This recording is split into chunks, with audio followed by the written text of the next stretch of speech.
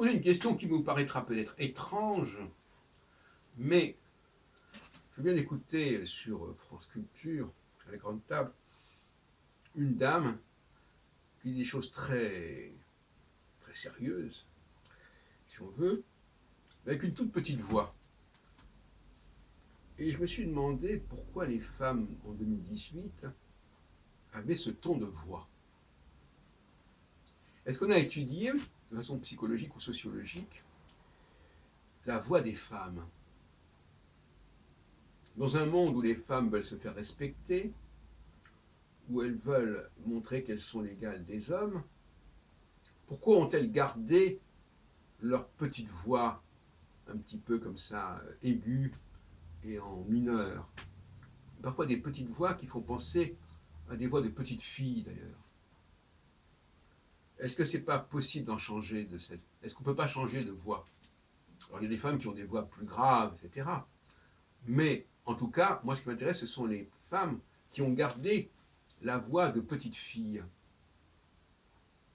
très reconnaissable, et qui disent les choses les plus sérieuses avec cette petite voix enfantine. Moi, je pose cette question à votre discernement. Pourquoi en est-il ainsi? Non pas que les hommes parlent toujours avec une voix grave. Il y a plusieurs façons de parler, bien sûr. Il y a plusieurs intonations.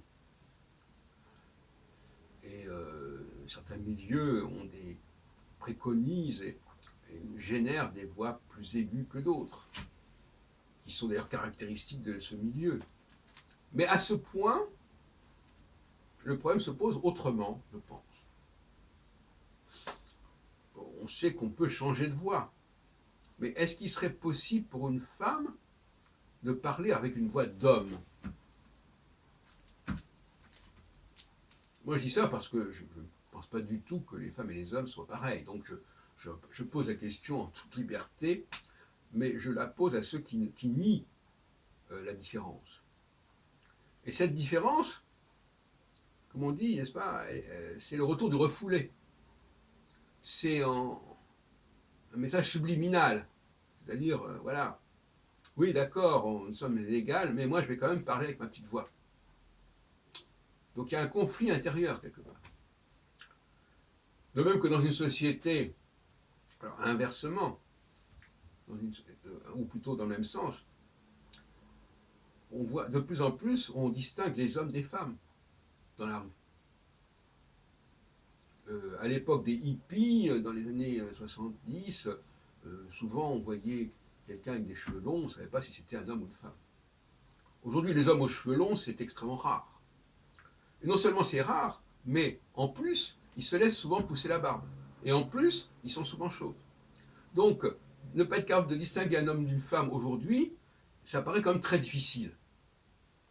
Là encore, derrière les propos égalitaires, etc., on voit un retour du refoulé et des gens qui, manifestement, alors consciemment ou non, affirment leur différence, refusent d'être pris pour l'autre sexe, que ce soit par la voix, que ce soit par le look, par le visage.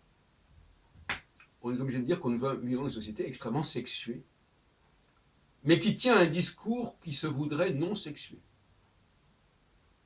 Si ce n'est par ceux qui se plaignent justement de l'inégalité des sexes.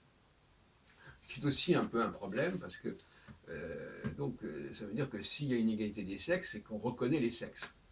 Et si on reconnaît les sexes, c'est parce qu'il y a quelque chose à reconnaître. Alors là, on tombe dans des sortes de cercles vicieux. C'est comme si on nous disait, on est dans le déni. Oui. On peut observer les différences, mais ça n'a pas d'importance. Imaginez un enfant à qui on dirait, oui, l'homme et la femme, c'est pareil. Ah oui, mais ils n'ont pas la même voix. Ah oui, c'est vrai. Ah ben ils n'ont pas le même visage. Ah oui, c'est vrai. Je parle même pas de l'anatomie, c'est une évidence. Mais même en dehors de cette question-là, rien n'oblige les hommes à se laisser pousser la barbe. Rien n'oblige les femmes à continuer à parler avec une certaine voix. On sait qu'on peut bouger, on peut faire bouger sa voix. Il y a peut-être même des moyens d'y arriver, je ne sais pas, techniquement. Donc là, il y a une dualité qui n'est peut-être pas bien vécue par les jeunes générations, ceux qui arrivent au monde, et qui entendent des discours complètement contradictoires entre ce qu'ils voient. À la fois, ils voient très bien que papa, c'est pas maman, mais on lui dit, mais de toute façon, c'est pareil quand même, quelque part, c'est pareil.